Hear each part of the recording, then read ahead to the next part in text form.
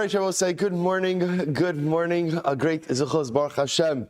To begin our second to last day of Masechah Sanhedrin, begin by thanking all of our sponsors for this morning share. To thank our annual Talmud Torah sponsor, the Tilson Mishpacha of Eretz Yisrael, for dedicating all the Sherman Roshos this year as a Zuchos for Besoros Tovos for all of Am Yisrael. Talmud Torah sponsors for the month of Nisan, Haba Aleinu Latova, Paul Pollack, in celebration of the Nisan birthdays of his wife Kathy and his granddaughter Tikva Esther Pollack, an anonymous sponsorship in the Zchus of Simchas for all of our children, and for Nisan to be the month of Geula Shlema for Klal Yisrael. Avram and Shane D. Kilman for dedicating the Shurim this month in memory of Avram's mother, Sarah Brian Abbas Yoshua Heschel Zichron Levracha.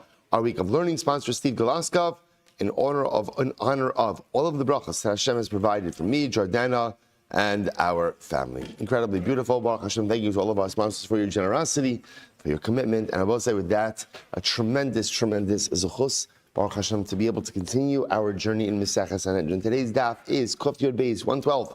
And we are picking up on Kuf Yud Aleph Amud Beis. A lot to do still on Amud Beis. Let's pick up 10 lines down. 10 lines down from the top. The truth is, just to be fair, we got much further, like 2 lines further than that. But we're so far behind anyway, you might as well just start from there. All right, so 10 lines down from the top. The Gemara quotes the beautiful pasuk that says, "Bayomahu Yashem tzvakos lateres tzvi u'letiferes tifer l'sher amo.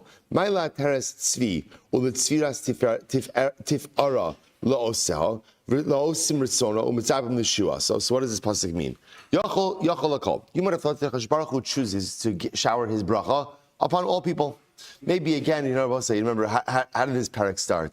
Parak Chelik started with Kol Yisrael Yeshem Chelik L'Olam Haba. So you might have thought that every Yid, every Jew gets the bracha from Hakadosh Baruch Hu. So we'll say this is incredible. Talmud Lomar l'she'er amo. So bracha is only given to she'er amo. What does she'er amo mean? L'mi shemesim atzmo kishirayim. To someone who makes himself like leftovers. Now, what does this mean? Rashi points out over here, humility. Humility, the midah that the Ribono Shel Olam goes ahead and values most is humility. So we'll say, what's the pshat? Rashi says over here, Kishirayim, 3 lines into the short lines. Third short line down on the right-hand side. Shirayim, shein nechshavim kach, eno chashav be'ena ve'ena mizgah. Person who doesn't think too highly of himself. In other words, humility. I was saying, why is humility such an important to me? That it makes perfect sense. Because remember, again, if I'm not humble, then by definition I'm arrogant. The moment that a person is arrogant, they feel that they have absolutely no work to do, nothing to work on, nothing to improve, nothing to try to build on. So therefore, once a person is suffering, unfortunately, again, from the emotional malady of arrogance, there's simply nowhere to go. You can't work with a person. Such a person is not open to anything. Conversely, when a person goes ahead and is humble, so a person, of course, still recognizes their accomplishments, still recognizes their pluses, but at the same time also recognizes all of the areas of weakness, all the things that need to be improved, all the work that needs to be done. So who does HaKadosh Baruch Hu shower bracha upon? Someone who is humble. Next, ruach mishpat, yoshev ala mishpat. So what's ruach mishpat? Gvura, meishel melchama shara. What does this mean? Ruach mishpat. So what does that mean? Zeharod de'es Yisro. This is someone ultimately again who controls his yetzer. Rashi says, "Sherod be'Yisro, sheboit be'Yisro, the chozer b'tshuva." So we'll say this is fascinating. In general, when we see that lashon of rod de'es Yisro, we generally assume that it means someone who controls their yetzer hara. Someone who controls the yetzer hara. So Rashi's pointing out it really means 2 things over here. Rod de'es Yisro means that literally, again, I subdue my yetzer hara. That is part 1, right? I am in control of my yetzer. We'll say, we know this, that one of the first steps to recognizing, to spiritual success is the ability to acknowledge the fact I am in control of me. I am in control of me. Now, the fact that I'm in control of me doesn't mean that I always control me, but I am in control of me. So therefore, when I give in to my yetzer, I give in to my desires, I give in to my wants, my lusts, and my proclivities, that is my choice. That is my choice. That's not me being overpowered. That's not me ultimately, again, circumstances beyond my control. I am choosing to give in. So therefore the Gemara says, Rod de'es Yisro means someone who recognizes that he is in control of his yetzer. That's part 1. Part 2, when I make a mistake, I own it and I do tshuva. We all make mistakes. That's almost like an inevitable part of being human. We all make mistakes. But at the end of the day, what do I do in the aftermath of that mistake? Do I deflect? Do I make excuses? Or do I simply own it and figure out a way to move on? So Rodes Yisrael means part one, I try to remain in control of my Yetzer. Part two, when I make mistakes, which inevitably I will, I own it, I do tshuva, and I move forward from it. Next, Liyoshev al mishpat ze'adon din emes la'amito. This refers to someone who adjudicates a case in a correct way. So it could be, of course, referring to a dayan himself, a judge himself. But the truth is, in general, we're all judges in some way, right? Everyone who enters into my dalaramas enters into my my courtroom, right? We judge everyone all the time, every day. How do you judge people? Right? How do you judge people? Do you give people the benefit of the doubt? That's done in din emes lamito. Ule gvura zehamiskaber b'Yisrael. Gvura ultimately refers to someone who overcomes, who overpowers his yetzer. Rashi says over here, margiz yetzer tov al yetzer hara. And my yetzer, so this is someone who literally again empowers his yetzer hatov over his yetzer hara. She'im im yetzer hara omer lo aseh avera zu lo dayo shenimna min avera ela holich va'oseh mitzvah umiskaber adat miroda. So we'll say this, by the way, this is so nuanced. This is so nuanced, and the truth is, if we didn't have to go so quickly, we could go ahead and spend an entire shir on this. If you notice again, there's two terms that are being used over here. There's roda biyitzro and gover biyitzro. Roda biyitzro means a recognition, I am in charge. I am in charge. And again, when I fail, which I do, because I'm in charge, I own it. It hurts to own it. It's so much more easier to deflect. I own it. And therefore, because I own it, I could do tshuva. That's roda. Gover biyitzro means something different.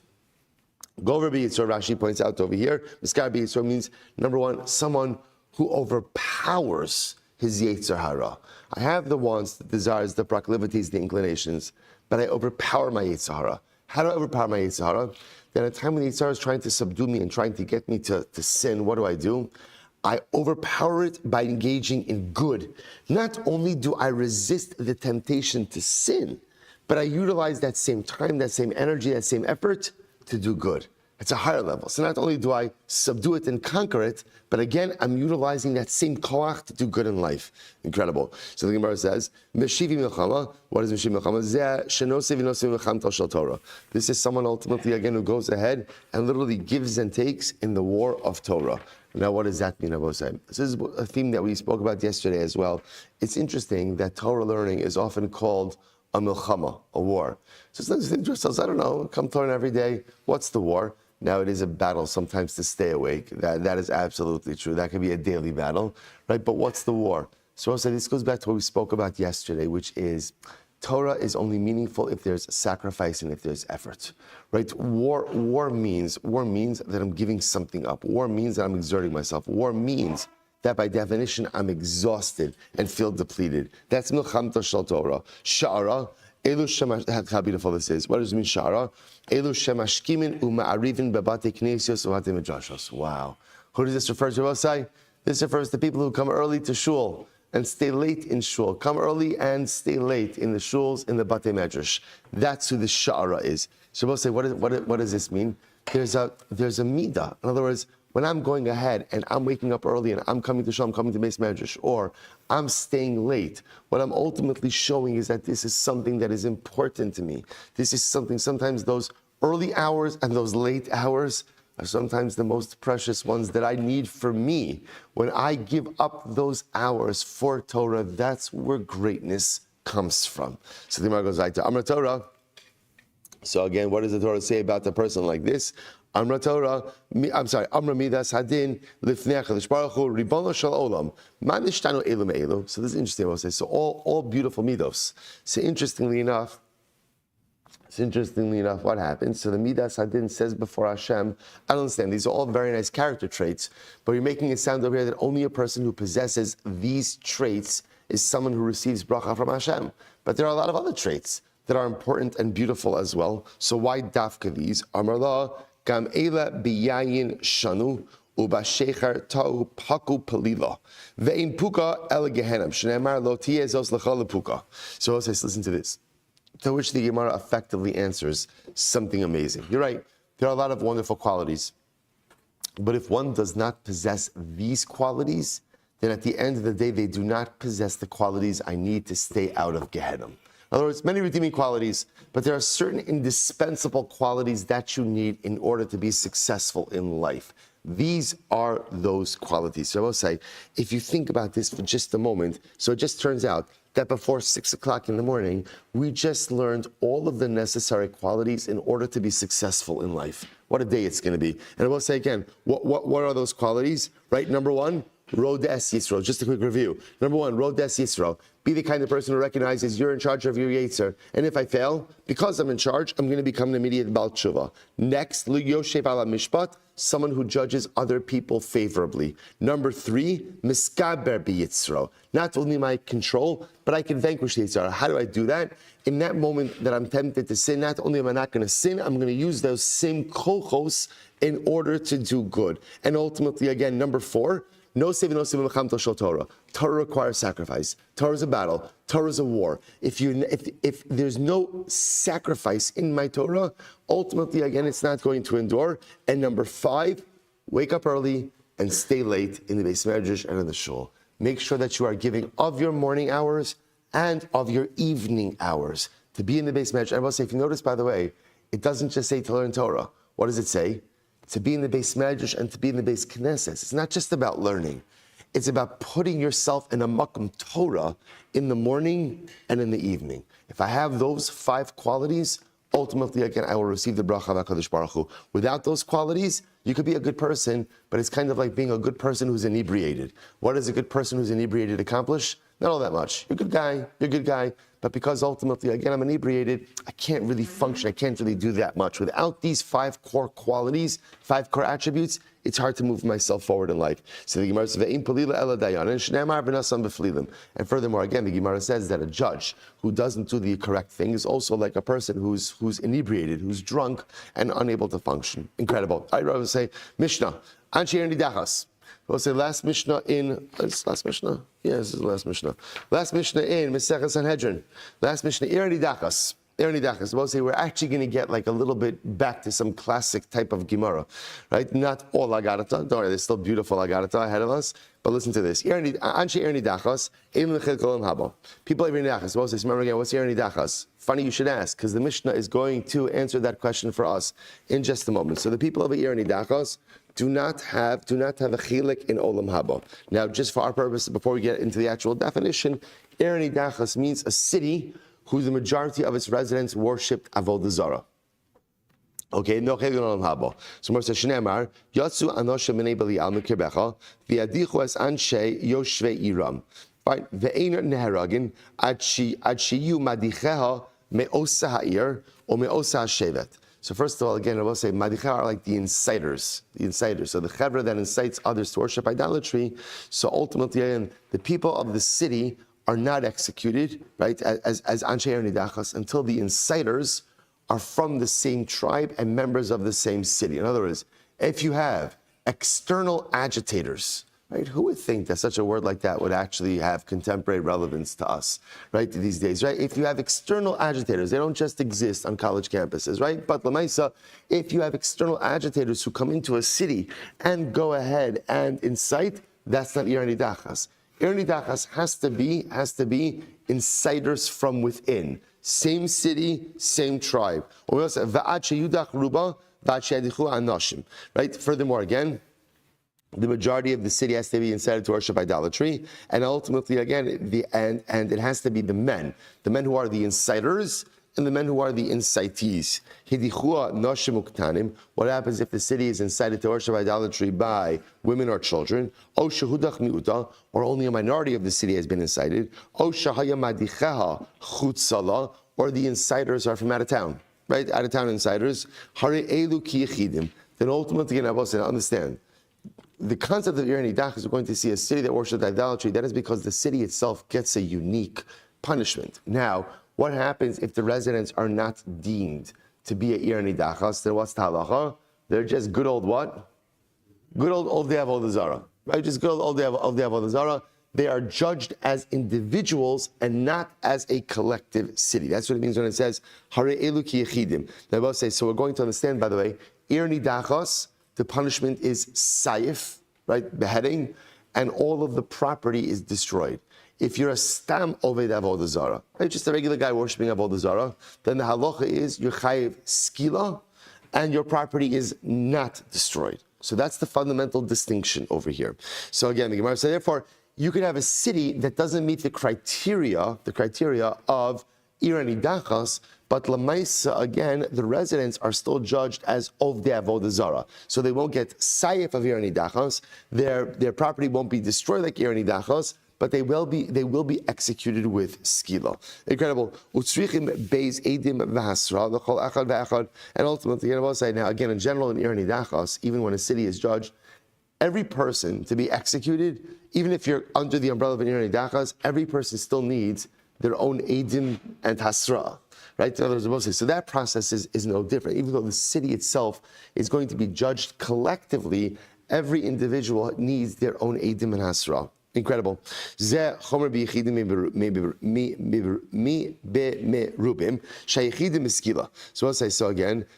chumrah that individual of the avodah zara have over ir nidachos is that individuals are judged with skila. Lefichach mamonam palat. Therefore, their property is not destroyed. As we just said before. Va'merubim b'sayif.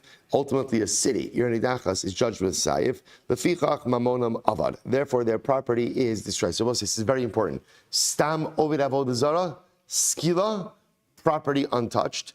Ir nidachos, sayif, beheading, property is destroyed. Incredible. So the Gemara says, "Haketakes Yoshia irazos lefi charev." So the Gemara says, "Fine, haketak good. Hachamares v'agamalas haoveres v'makol makom." So this is very interesting. So now, obviously, the whole chap of ir nidachos is dependent on the majority of the city worshiping avodah zara. The interesting shaila is going to be who comprises that majority. So let's say, for example, you have people traveling through town. You have a donkey driver. You have a camel driver. They're not residents. They're just traveling through. What's the halacha? Hare elu matzilin osa. They could save the city. What does that mean?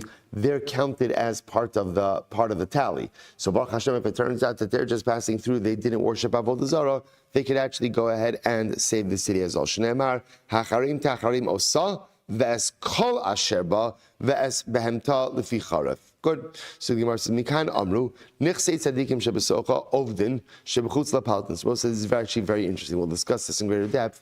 Now remember, in the ir nidachos, is everybody worshiping avodah zara? Everybody? No. What do you need? Rov. Which means it's very possible you have tzadikim who are living in the ir nidachos. Now the tzadikim, the Gemara says, their property that's in the ir nidachos will be destroyed. Because the way it works is all property in an ir nidachos is destroyed. But their property, however, again, plitin.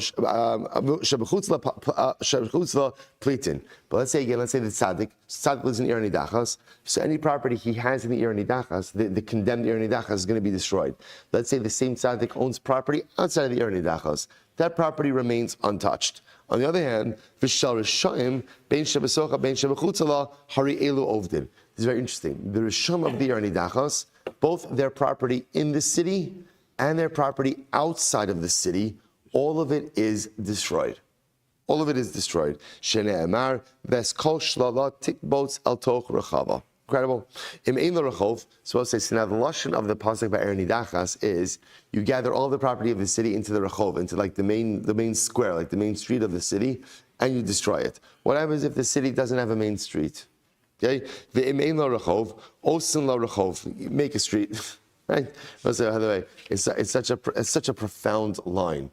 What happens if you don't have something in life that you need? Get it, make it. Right? What happens if there's a reality that you wish you had? Create it. Don't spend your entire life, on aspirational ideations. Sometimes, if you need something to happen in life, just make it happen. So if the city doesn't have a rechov, make a rechov. Make a rechov. So the Gemara goes weiter. Let's say there's a main street right outside of the city. We expand the territorial boundaries of the city to include the rechov. Good. So I say, by the way, I just want to point out, and this is like a very nice tie-in to the beginning of the parak. So if you remember, actually, I'm sorry, before this parak, if you remember again, in general, when it comes to death sentences, right, Misas Bezdin goes out of its way to help people avoid death penalties. There's only one exception to that rule, which is Avodah Zarah, right? Mesa Avodah Zarah. With Avodah Zarah, we throw the book at the person. So you begin to see this, right? So there's no, you might have thought like this, well, if the city doesn't have a main street, they get off on a technicality. No, they don't. We'll make a main street, we'll expand the territorial borders to include a main street, but we are not giving people an exemption from this. Very important. The Gemara goes weiter. Good. Shlala, good. V'sarafta shneimar, v'sarafta ba'ish es ha'ir v'es kol shlala, kalil Hashem elokecha. Shlala v'lo shlal shamayim. What do you destroy in the nidachas? Only the property of the residents, not property that belongs to HaKadosh Baruch Hu. What's property that belongs to HaKadosh Baruch Hu? Mikan amru, hekdeshos shebo yiftu. We'll say, let's say in the nidachas, there's hekdesh. So what do you do with that? You redeem it. Or shrumos yirkavu, if there's truma, we allow it to rot. Again, we'll discuss all this in the Gemara. Meiser sheni v'kisvei kodesh yignizu. And if there's meiser sheni or some type of kisvei kodesh, we go ahead and we put it in geniza. Right? We put it in shemus. Kali Allah Hashem elokecha. Rabbi Shimon HaKadosh Baruch Hu, Am ata osed din be'er nidachas. If you do proper judgment in the er nidachas and destroy this city, ma'ale ani alechem. Kilu atem ma'alim ola kalil lifanai. So this is incredible. If you go ahead and you eradicate the er nidachas, Cheshbon Baruch Hu says, I will count it as if you offered up an ola. Now we'll say, this is something that sometimes is a little bit, it's difficult for us to reconcile with our modern day sensitivities, because the truth is, we very much have ingrained within us this notion of a live and let live, which, by the way, is true 99% of the time, right? 99% of the time is focus on you, and let other people do their thing. Don't get involved in it. On a variety of different levels. In Eretz Yisrael, remember, Ir Nidachas only occurs in Eretz Yisrael. Ir Nidachas does not include Eretz Yisrael is governed by a separate set of rules. And in Eretz Yisrael, there is a national obligation to maintain a general level of holiness in the land. The one thing the land cannot sustain is idolatry. The land cannot sustain it. It's a fundamental rupture in the relationship between Klal Yisrael and HaKadosh Baruch Hu. That's why you see it's dealt so HaKadosh Baruch Hu says you can't allow evil to exist within the land. You can't allow these kind of things. Again, as much as we'd love just to say, okay, you do you, I'll do me, we can't do that. Not in Eretz Yisrael. Therefore, HaKadosh Baruch Hu says if you destroy Ir Nidachas, as crazy as that is, as harsh as it sounds, it's like you offered up an olah. Incredible. Vaisa tel olam. So now the pasuk says after you destroy the Ir Nidachas, it should just be a mound. Leave it as a mound forever. The Gemara says, what does this mean? You can't even make it. Not only can you not rebuild it, bless you, but you can't even go ahead and make it into gardens or orchards. Rabbi Kiva says, "Lo sibana od lekamo shahaisa einonivnis aval naases he ganos upardesim." Rabbi Kiva argues, bless you. Rabbi Kiva disagrees, and he says like this. He says you can't rebuild it to what it once was, but you absolutely can make it into gardens and orchards. Don't take anything from the condemned property.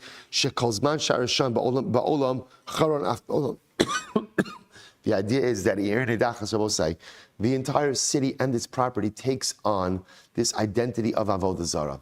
Therefore, you have to eradicate everything. You have to get rid of everything, because as long as there is Avodah Zarah in this world, divine wrath exists. That's why destroy everything. Don't keep anything. When the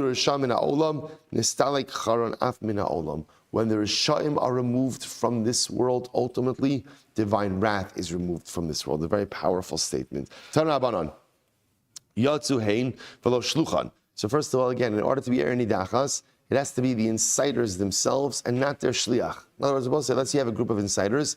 They outsource it. They have like a inciting call center. I don't know, they get someplace in India, right, to go ahead and do their inciting for them, right? So lemaisa, again, it doesn't work. It has to be the insiders themselves, and ultimately, again, not their shluchim. Anoshim, so the Gemara says, ein anoshim pachos mi beis.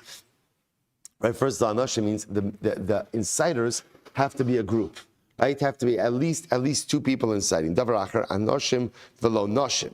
Furthermore, it means men and not women. Not women, anoshim velo kitanim, men and not minors. I will say, so remember again, I just want to point out, keep on reinforcing. Obviously, if you don't meet the criteria of Ir Nidachas, so Ir Nidachas means the entire city is condemned, property is destroyed, sayif, right? If you don't meet that criteria, it's still avodah zarah. So they're going to be judged as individual of the avodah zarah. Bnei Belial, what does that mean? Banim sheparku all shamayim mitzavarayim. It means ultimately, again, who are these insiders? These are people who have shirked the yoke of heaven off of their neck. Mikir b'cha, from within your midst, velo min hasapar. So we'll say this is very interesting. Border cities are not subject to the laws of Ir Nidachas. Why is that? Because the whole idea of Ir Nidachas is treated as a spiritual cancer.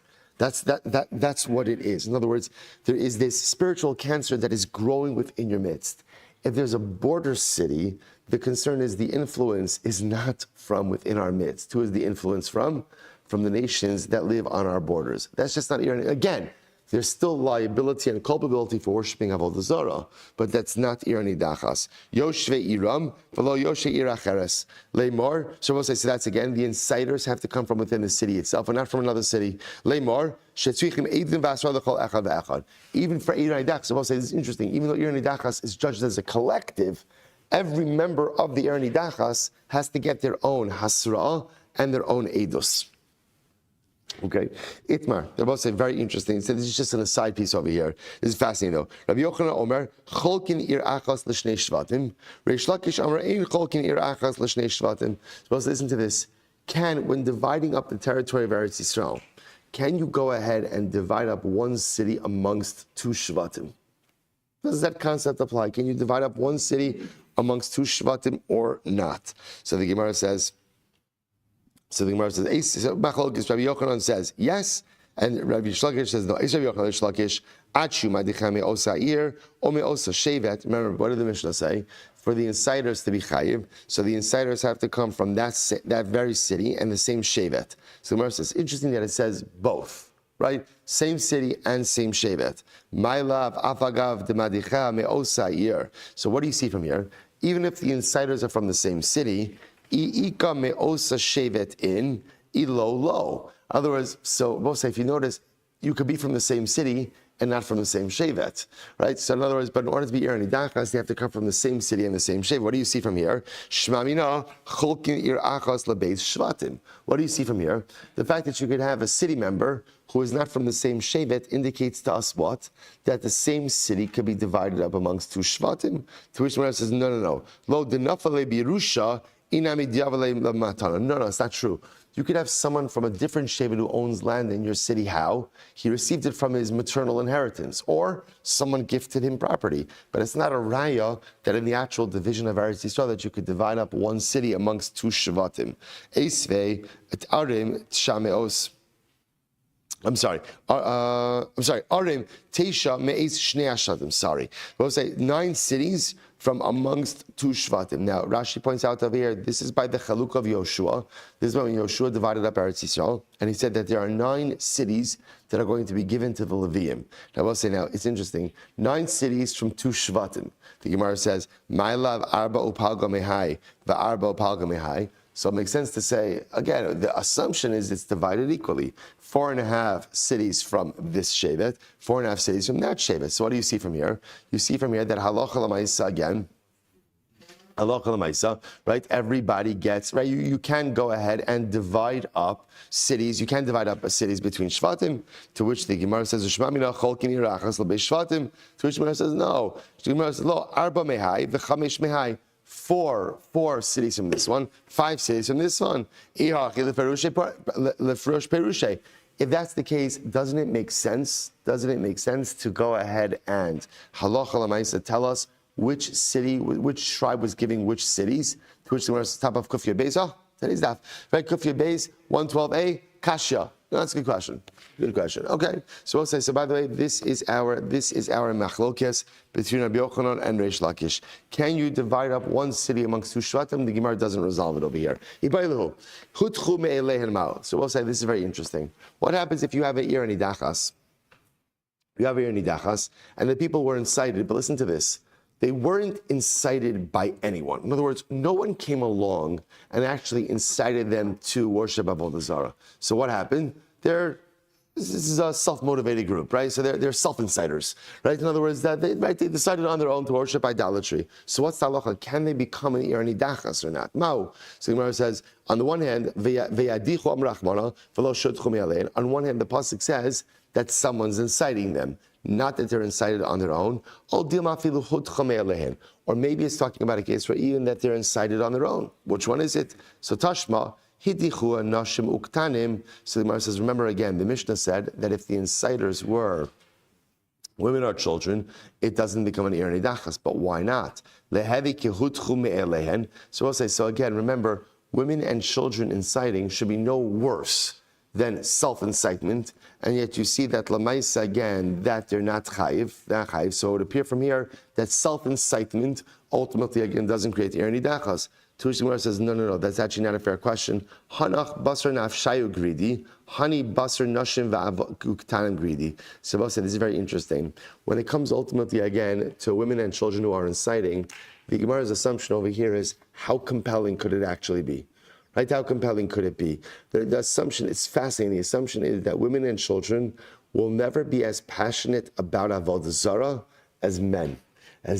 Which I will say is a tremendous compliment, right, to women and children. In other words, it's fascinating. It almost seems like there's an inherent kedusha that exists within women and children, almost like an emunah pshuta, that even if they're going to be worshiping idolatry, children is different. Children is a das issue, right? But by women, it's interesting that, again, why can't the woman incite someone to worship idolatry? We just saw by Midyan.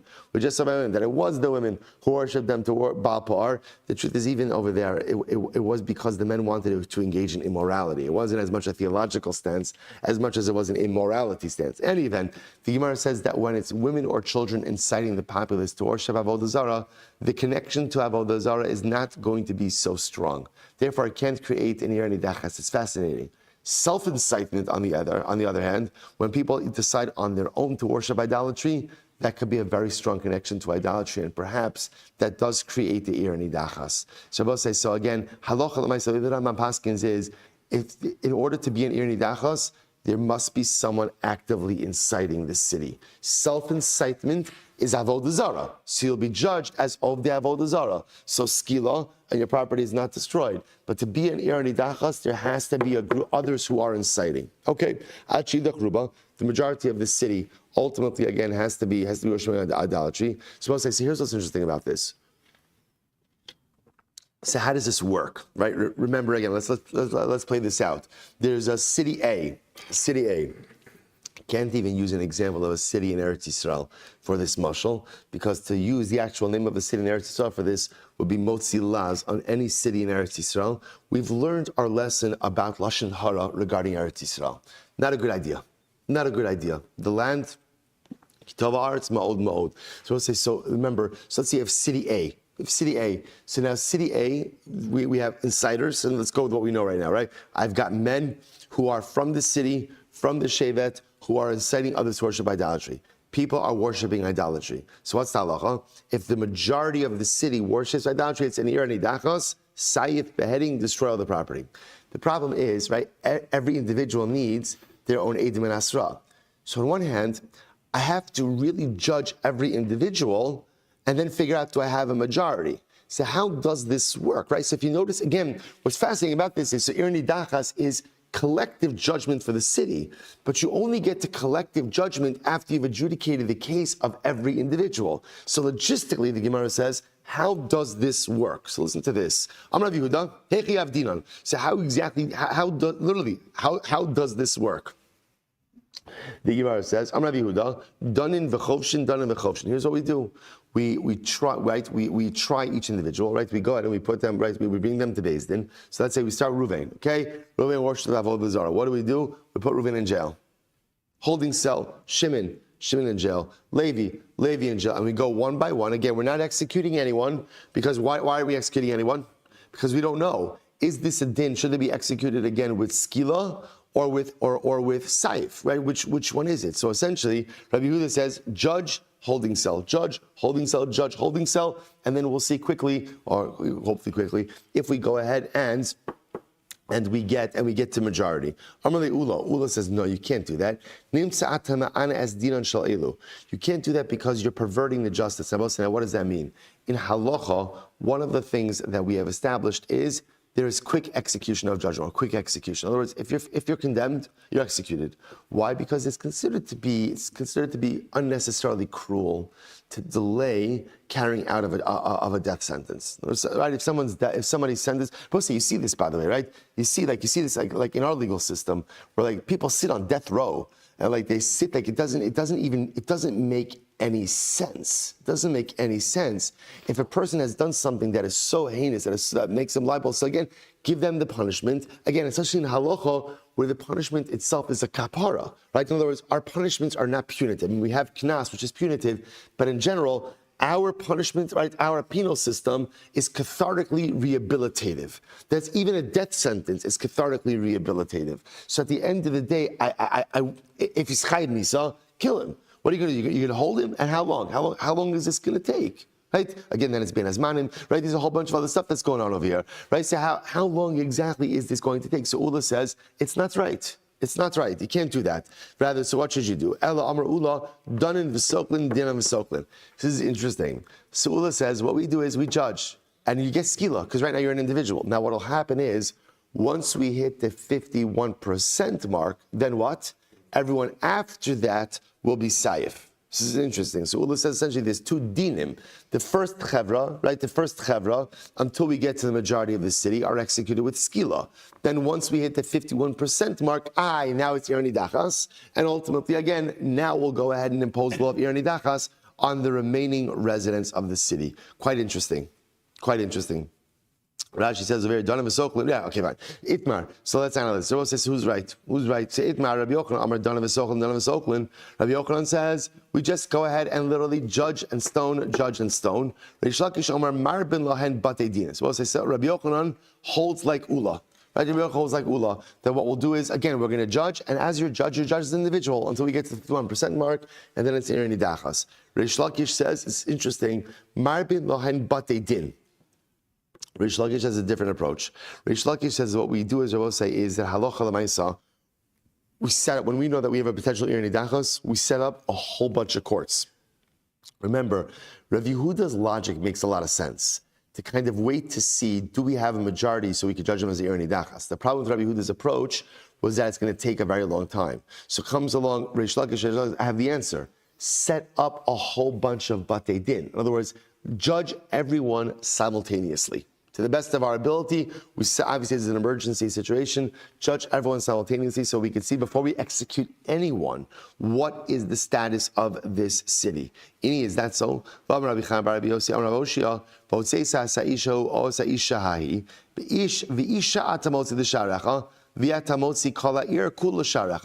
don't do that. In general, local batei din are equipped to deal with individual cases.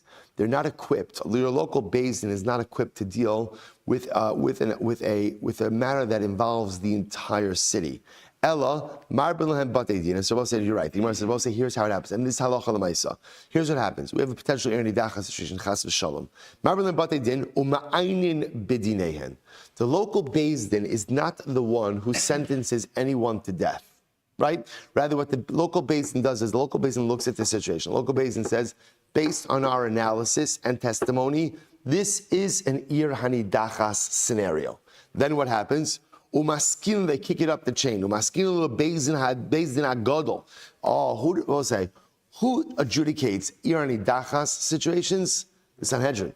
The Sanhedrin. So this goes up, right? They run this up to the Sanhedrin Agadol. The Gemara says, "V'gamri luhu l'danayu v'katli luhu." Now, what's interesting? Rashi points out over here, the Sanhedrin Agadol doesn't just simply take the word of the local beis din. Sanhedrin Agadol will conduct its own investigation, but obviously, again, the local beis din did most of the work, and then afterwards, if they're found guilty, then they're executed by the Sanhedrin Agadol. So, fascinatingly enough, no one is sentenced to death on the local level. What the local beis din does, the local beis din says there is a serious potential for irani dachas over here, runs it up to the Sanhedrin. Sanhedrin adjudicates the case. Sanhedrin passes the death sentence. Incredible. So the Gemara says, so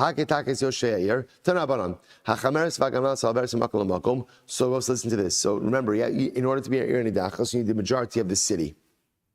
the donkey driver and the camel driver who are going through. So the Gemara says, so let's say they're traveling through. So what happens now? Let's say again, the donkey driver and the camel who are just passing through were incited to worship Avodah Zarah together with the residents. What's the halacha? So let's say if they've been there, the donkey driver and the camel driver, for more than 30 days, then essentially they're considered to be part of the city. Therefore, they're executed with beheading and their property is destroyed, like Yerni Dachos. Pachos mikan hein beskila manapala.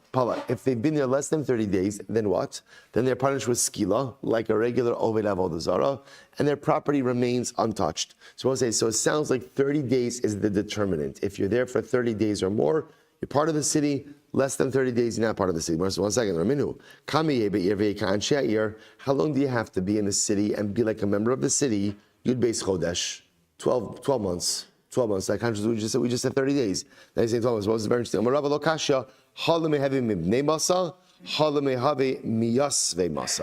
both said there's a distinction between being part of the town and a resident of the town. Residency only occurs after 12 months. Part of the town is after 30 days. What's the nafkamina? We'll see in just a moment. And we'll say, so apparently for Irani Dachas, you need not be considered a resident in order to be part of the tally. You just have to be part of the town. And yet, being part means being there for 30 days. In Tanya, just to support this idea, Hamudar Hana Mibnei Ha'ir, if you make a neder, right? I make a neder, I'm not getting any benefit from the residents of this city. Then I will say, then what's the halacha? Imish sham adam shenishta sham yud beis chodesh asher lehanos mimenu pachos mikan mutar lehanos mimenu. So again, if I make a neder not to get benefit from the residents of the city, so if someone has lived there for 12 months or more, I can't get benefit from them. Less than 12 months, I can get benefit from them. Biyoshvei ha'ir. Let's say I go ahead and I make a neder not to go ahead and get benefit from someone who's dwelling in the city. What's the definition of a dweller? In the shtaya lamid yom aser lehanos pachos mikan mutar lehanos. So interestingly enough, if they're there, so right, a dweller, so to speak, right, is someone who's there for 30 days or 30 days or more. Less than 30 days, they're not even considered to be a dweller. So we'll say a very interesting distinction in halacha. So if you're there for more than 12 months, you're a resident. Mibnei ha'ir. Less than 12 months, you're not me'ir, but more than 30 days, you're considered to be a part of the city. For Irni Dachas, we don't need you to be a resident. What do we need you to be? A dweller, part of the city. So if you're there for more than 30 days, then halacha l'maisa, you are counted towards the tally of the city. Incredible. Hacharim osav es kol hasheba. Tanabanon. So we'll say when we destroy the property of the Irni Dachas, remember again, we destroy everyone's property. But if there's a tzaddik in the city, and he has property outside of the city, we don't touch that. However, the rabbis nichsei tzaddikim shebesocha. But again, I will say, interestingly enough, now remember, obviously the tzaddik is not going to be killed with Irni Dachas, right? Because remember again, the tzaddik didn't worship Avodah Zarah, so he's not executed. But interestingly enough, his property is destroyed. Isn't that fascinating? So he will not be executed because he himself did not worship idolatry, but yet his property inside of the city will be destroyed. The Gemara says, shlala. Furthermore, we only destroy personal property, not property of HaKadosh Baruch Hu. We'll discuss in just a moment. Ves kol shlala, all the property. The rabbos nichse risham shechutzala. Rabbos said, now the risham in the Irni Dachas, those who worship the idolatry, not only is their property inside of the city destroyed, but what? Even their property outside of the city is destroyed. So the property of the Ovdei Avodah Zarah and Irni Dachas is not only destroyed in the city, but even property they own outside of the city. Now, interesting enough, so the tzaddik himself, of course, is not put to death, but his property in the city is destroyed. Property out of the city is spared. Rasha in the Irni Dachas, he's killed. Property in and out of the city is destroyed. The Gemara says it's fascinating. Amar Rabbi Shimon, so we'll say, so it's interesting.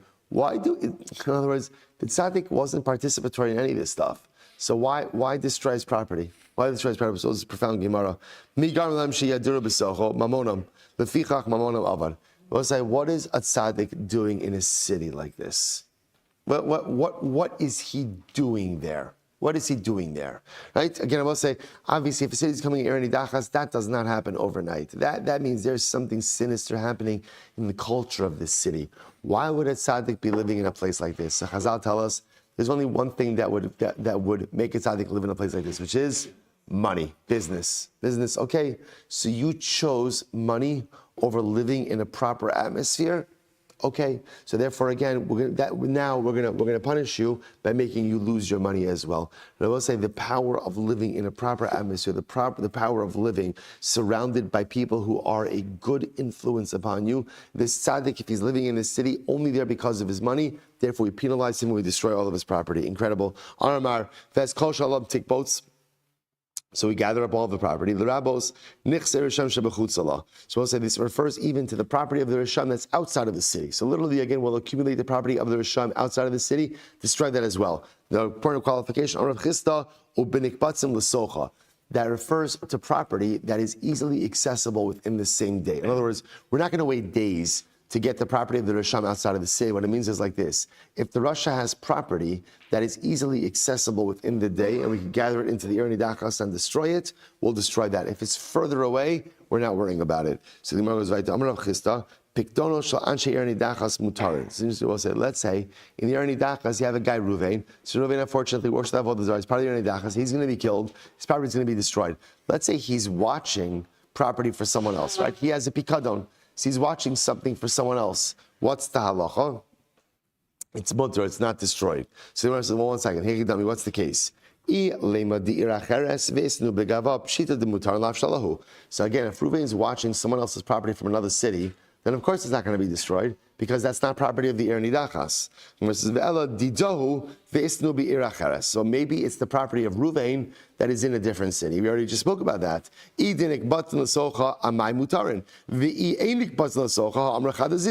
So again, we'll say when it comes to property of Risham in a different city, we already said what's the halacha? If the property could be easily brought into the Ir Nidachos within the same day, we're going to destroy it. If it can't, then we're going to leave it alone. Tushmar said, no, the olam dir acharas. The mifkidi bisocha. We're talking about over here Ruvain, who's a member of the Ir Nidachas. He's watching property for someone from a different city. But the property is within his city now, right? He's watching it for someone else, so it's deposited with him. What's the case? I will say first intermediate wide lines.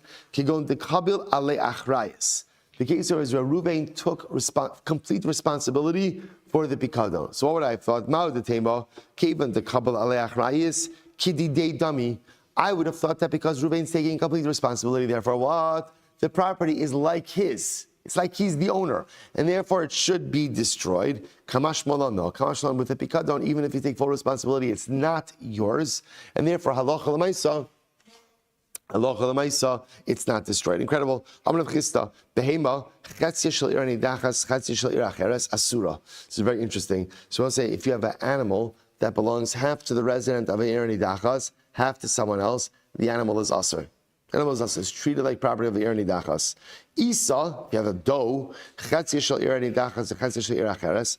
it belongs to the Ir Nidachas, half of it belongs to someone in another city. Muteras, it's muter. I will say why the distinction. Very simple. My taima behema kimandalo pligadamya. Isa kimanda pligadamya. It's very simple. An animal doesn't lend itself to a clean division. So because of that, again, it's considered to be that it's an intermixed ownership interest, and therefore you have to treat it like Ir Nidachas property. On the other hand, an Isa, doe, is very easily divisible, and therefore again we could say literally half belongs to the guy in the Ir Nidachas, half belongs to the guy outside the Ir Nidachas. Beautiful. So Mara says, Bay Rav Chisda, behemas Ir Nidachas, mao detehani be'shchit l'tara medina vela. So this is very interesting. Obviously, you're destroying everything in the Ir Nidachas, right? That we've established. However, again, halacha l'maisa. So now I know that even if you shecht an animal of the Ir Nidachas, you still can't eat it because it's considered to be like it's destroyed. It's asur. It's asur. Hasad avodah zara. But if you shecht it, at least does that have the ability to prevent it from becoming an avela for tumah purposes? That's the shayla. Sigmar says,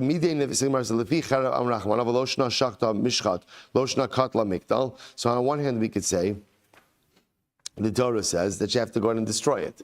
So maybe since you destroyed it, it has the status of an avela, whether you go ahead and you shecht it or not. O dilma, kevan deshachat mahani l'shchita. Maybe not, or maybe once you're shechting it, shchita at least, again, shchita is not going to permit it for consumption because you can't eat it under any circumstances, but maybe shchita will take away the nevela status. To which the Gemara says, Teiku. Okay, we don't know. But Rabbi Yosef, Se'ar Nashim said Kanios Mahu. Well, it's a fascinating question. What about hair of righteous women? Right? So again, you have a righteous woman in the Ir Nidachas. She has long hair. That's the type of hair that ultimately, again, would be ready to be cut. So what is the status of that hair?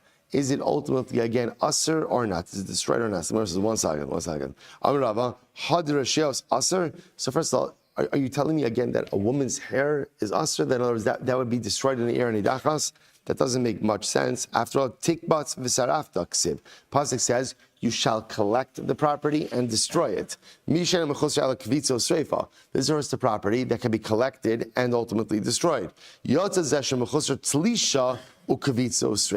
though this woman's hair might be long enough that she would normally cut it, right? Again, if it's not cut, then it's not included in property that is destroyed in Ir Nidachas. What's the case? We're talking about a shaitel, a wig. So I said, well, what's the case? Hechi dami. Idim mechuber, begufa, kegufa damya. If she's wearing it, so I say when a woman wears a shaitel, that's considered to be part of her body, right? So again, what's the shaitel? Why would it be destroyed? The Gemara says, no different. I'll say that. Remember, for example, with the tzaddik, as much as the tzaddik is losing his property, we're not taking his clothing, right, and burning it, because again, clothing is considered to be part of the body. So what exactly is the case over here? To which the Gemara says, what's the case? Well, this is actually interesting. What's the case? The case is where the woman comes into the house. What does she do when she comes in the house? She takes off her shaitel. She has a shaitel hook.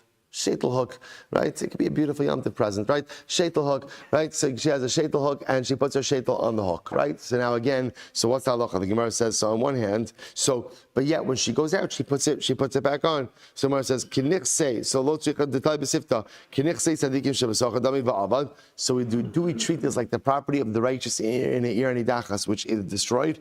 O dilma kevan da'ayla v'nafka kilavusha dami.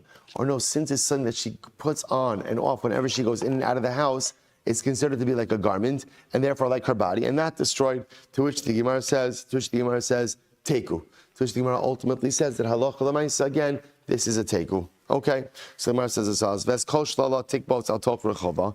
You take all of the property, and ultimately, again, you bring it into the city, into the rechov, into the square of the city. Tan Rabbanan, ein lo rechov, naasis Ir Nidachas. Rabbi Shmuel says, if there is no main road, no main square, right, then the city doesn't become Ir Nidach. It's just technicality. Rabbi Kiva says, Rabbi Kiva says, no. If there's no main city, you know what you do? If you know no main street, make a main street. What are they arguing about? Mar savar rechova meikara mashma, umar savar rechova hashnai mashma. So we'll say the shayla is how to interpret the pasuk says you shall gather all of the property into the main street, into the main square. So again, one opinion says what that means is it has to be a main square that already exists. That's the first opinion. That's Rabbi Shmuel, and therefore if it doesn't exist, it can become an Ir Nidachas. Rabbi Kiva says no. It means there has to be a main square, even if you are creating that main square right now. Incredible. We'll say Amud Beis. If there's any hektish in it, you have to redeem it. You can't destroy that. So it says, how you bought kadshim mizbeach. What happens if, let's say, there are animals designated as karbanos in the Ir Nidachas? What's the halacha? Yamusu. We leave them to die. Now what Yamusu means, Rashi points out over here, is we just kind of don't feed them, don't do anything to them, and they die on their own. We don't actively slaughter them, we just let them die on their own. Kache bedek habayis, what happens if you have property that is, or items that are consecrated, but bedek habayis? Bedek habayis means financial consecration. Not physical consecration, but financial consecration. What's the halacha? Yiftu, they are redeemed.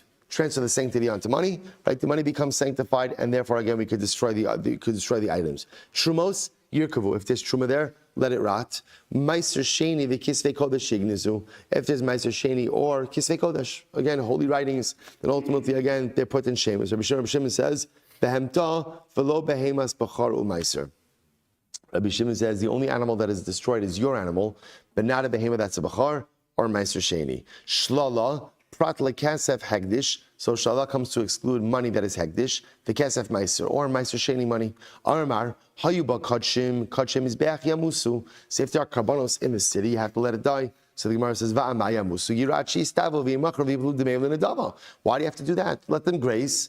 develop a mum, then redeem it onto money, let the money be hektish, and then the animals can be killed. Rabbi Yochanan says, no, because bringing the karbanos of a rasha, in other words, we're not going to bring these karbanos, we'll stop over here for today, not going to rush. Right, we're fine. We're absolutely fine. Tomorrow we actually have a very manageable blot. Is that right? It's not really an Amud Beis. Let's say tomorrow, our last stop in Sanhedrin. Shkoyach, everyone. Tremendous day. Tremendous Masechta. Tremendous day ahead. Shkoyach. All right, have a great day, everyone.